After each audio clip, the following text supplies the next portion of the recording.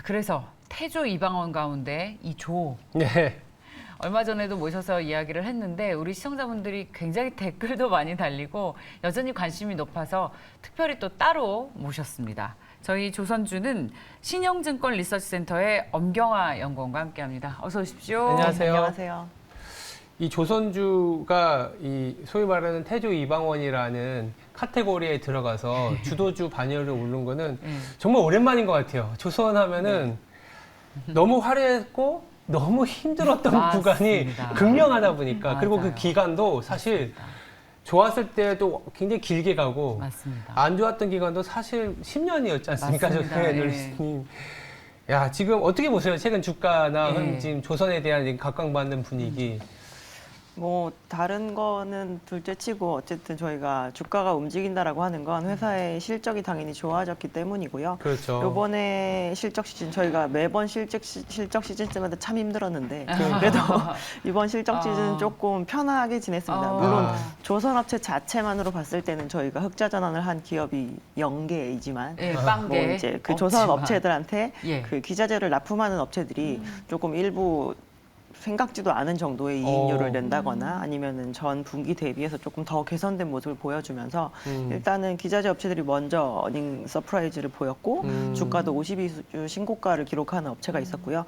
조선 업체들도 결국엔 시차의 차이일 뿐 저희가 수주한 선박의 가격이 올라간 상태이기 때문에 이제 그것들을 인도하기 시작하는 시점에 나중에는 실적이 좋아지겠구나라는 공감대를 좀 형성을 하셨던 것 같아요. 그래서 예전에는 실적 시즌이 되면 오히려 결국 이번에도 아닌가 아니, 하면서 그러니까요. 예. 많이들 뭐 차익 실현을 하신다거나 아니면은 뭐 손절을 하신다거나 이런 예. 부분이 있었는데 이번에는 실적 시즌 전후로 해서 오히려 좀 비중을 늘릴까 하는 그런 니즈나 뭐 문의를 많이 주셨던 것 같습니다.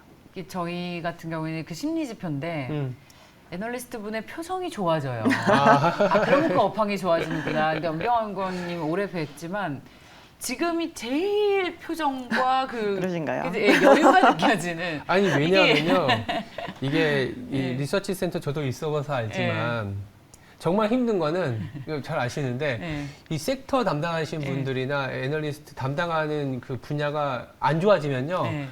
다른 것도 계속 해야 돼요. 그리고 네. 잔업을 시켜요? 뭐 그냥 본업 말고? 그러니까 다른 섹터까지 다 해야 왜요? 되는 분위기거든요. 아니 그 섹터가 업황 안 좋은 게 내 잘못은 근데, 아닌데. 근데 그렇게 흘러갑니다. 억울하게. 근데 이제 어쩌면 이제 한 1년 후에는 이제 연구원님이 이제 조선만 해도 오는 시기가 사실 그런 시기가 있었잖아요. 조선만 해도 되는데 진짜 옛날. 이것도 해야 네. 되고 저것도 해야 되면은 되게 피곤해요. 그러니까 계속 봐야 되는 지표들이 연구원분들이라는 게 다 그렇구나. 제한적이거든요. 봐야 되는 것들이. 야, 근데 예. 그래도 이제는 조선만 하더라도 봐야 되는 지표들이 되게 많아졌죠. 많아져서. 최근에는 또 우리가 조선 하면은 사람들이 생각하는 LNG를 많이 생각하잖아요. 예. 안 그래도 어제는 또 하루 뭐 TTF 가격이 좀 빠지긴 했지만 그래도 고공권이고 천연가스 가격이 계속 올라갈 수밖에 없고 거꾸로 천연가스 가격이 하락하더라도 이거는 그 어떤 시황이 흔들리는 게 아니라 정책적으로 좀 뭐랄까요 변화되는 구조적인 변화지 않겠냐는 생각이 많은데 연구님 어떻게 보세요? 일단 우리가 하반기만 놓고 봤을 때 LNG 선에 대한 기대를 계속 갖고 가도 되는지 그것부터가 일단 궁금해요.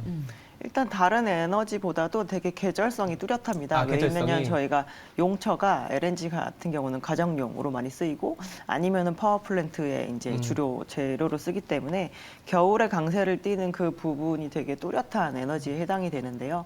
저희가 러시아가 이제 유럽으로 보내는 가스에 대해서 뭔가 제한을 가하기 시작하고 첫 겨울이에요. 그래서 원래 지금 이제 여름의 끝물이긴 하지만 요 정도 시기에는 대단히 열심히 쉬고 있어야 되는 시기인데 이미 여름부터 이제 미리 겨울을 준비해서 좀 LNG를 갖다가 수송을 해야 된다 이런 니즈가 있었고 그래서 시장에서 어떻게 보면은 그 용선하고 대선하는 그 LNG 선박이 씨가 말랐다라고 표현을 그래요? 하거든요. 그래서 이미 많이 쇼티지가 난 상황인데 정작 많이 활발하게 수송 활동을 해야 되는 겨울이 되면 이제 그 부분에 대한 운임이 더 오르지 않을까 그러겠네요. 싶기도 하고 네. 저희가 운임이 오른다라고 하면 그 해당 선종에 대한 투기 수요가 되게 많이 발달할 수 있는 그런 환경이라고 보실 수가 있거든요. 그래서 어차피 발주 자체는 옛날부터 계획했던 LNG 프로젝트에 해당하는 물량이 나오는 부분인데 아직 그 물량도 끝나지도 않은 상태입니다. 저희 상반기부터 하반기 내내 나오고 있는 카타르 발주 같은 경우도 아직 올해 추가로 발주해야 될 게 더 남아 있는 상태이고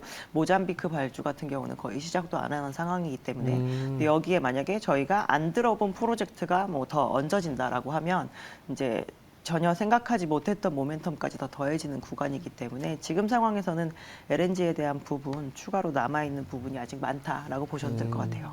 계절적인 소위 말하는 성수기가 눈앞에 딱 있는 상황에서 네. 추가적인 프로젝트까지도 예상을 해볼 수 있기 때문에 아 좋네요.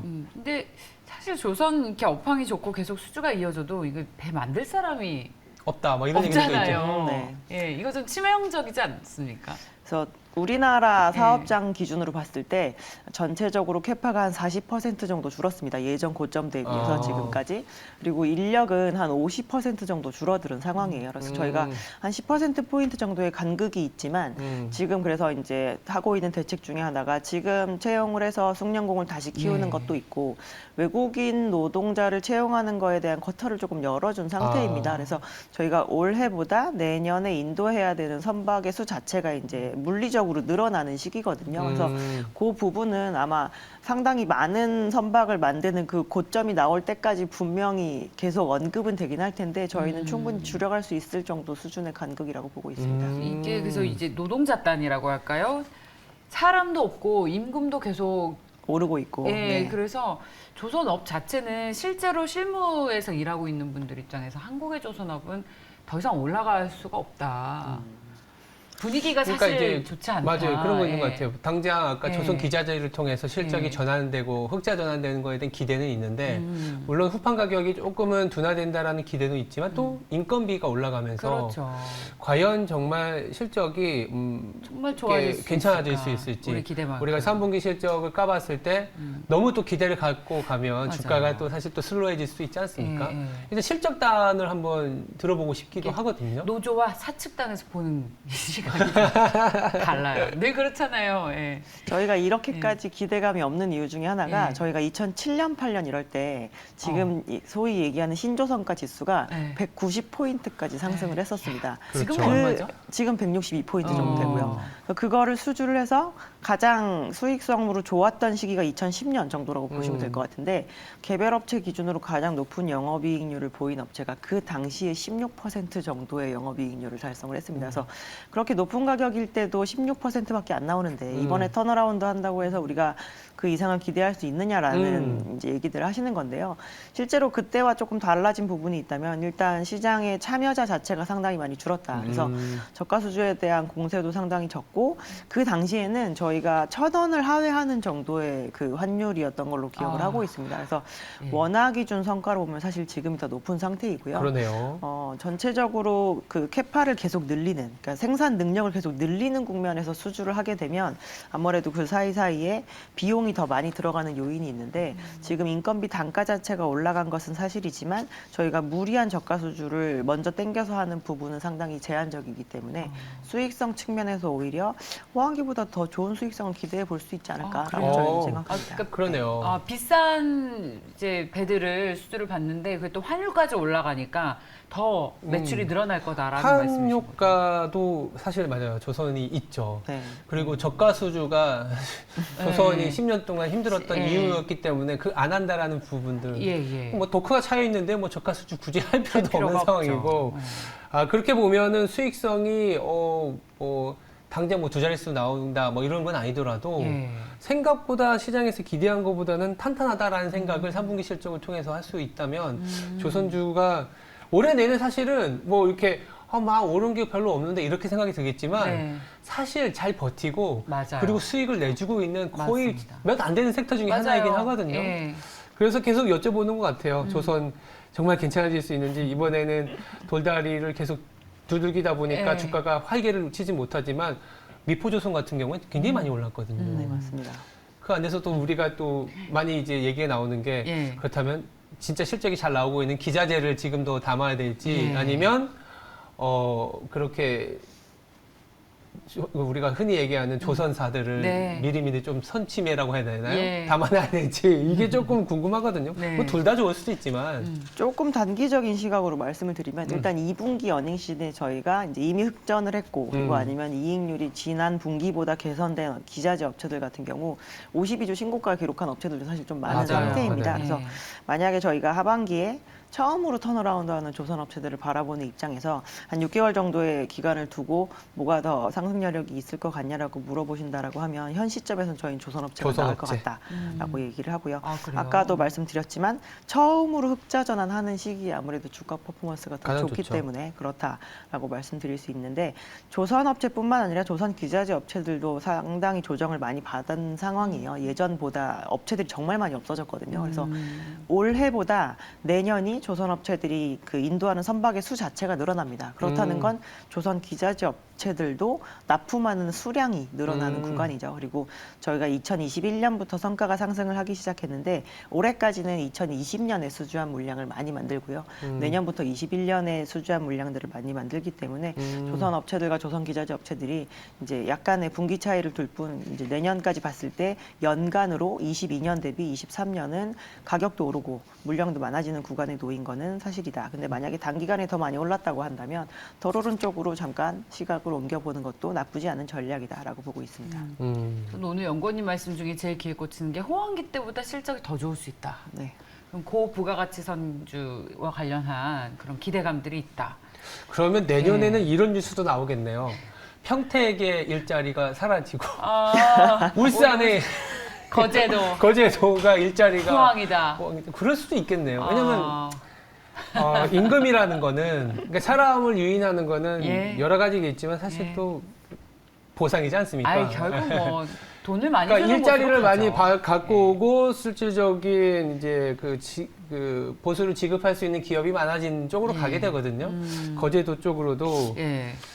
많이 우리- 가겠네요, 이제. 우리 청년들이 남해로 가면 됩니까? 가끔 저한테 그런 질문 주시는 청년분들이 많이 계시거든요. 예, 뭐 어디로 가야 아직까지 되냐고 일자리를. 집도 좀 싸져 있는 상태니까 그러니까, 가보시는 맞아요. 것도 나쁘지 않을 것 같습니다. 남해로 가십시오. 거제도와 울산입니다. 네. 그 연구원님 국모 나오셨다고 타픽 하나 주고 가시라고. 아, 조선의 국모. 예, 우리 막 시청자분들이. 그렇게 말씀 많이 하세요, 요새. 저희 조선 업체들은 뭐 예. 작년이나 지금이나 싼 게 나으니까 한국조선해양 추천을 해드리고요. 조선이요. 이벤트 드립은 할 수 있는 게 하나 있을 것 같습니다. 작년에 현대중공업이 9월 17일 날 상장을 했었는데요. 우리 사주 물량이 아마 풀리지 않을까 싶습니다. 아. 너무 많은 그 수익이 난 상태시기 때문에 그래서 그때 조정받고 나면 대장주를 꼭 가져가야 되겠다고 하시는 분들은 현대중공업도 한번 접근해 보는 거를 기다리시기에 좋은 시기인 것 같고요. 네. 기자재도 올 그 업황에는 꼭 하나씩은 가져가셔라. 근데 필수 기자재였으면 좋겠다라는 의미에서 저희는 HSD 엔진 추천해드립니다. HSD. 예. 네, 알겠습니다. 자, 저희가 이제 아마 앞으로도 더 자주 모실 것 같은데 지금의 이 어떤 여유롭고 그런 분위기가 계속 이어져야 우리 그랬으면 수익도 좋아질 좋겠네요. 텐데. 네. 네. 너무 잘 들었습니다. 그리고 이렇게 중요한 시기마다 늘 나와주셔서 감사해요, 네. 부모님. 네. 자, 신영증권 조선 담당의 엄경아 애널리스트와 함께했습니다. 말씀 잘 들었습니다. 네, 감사합니다.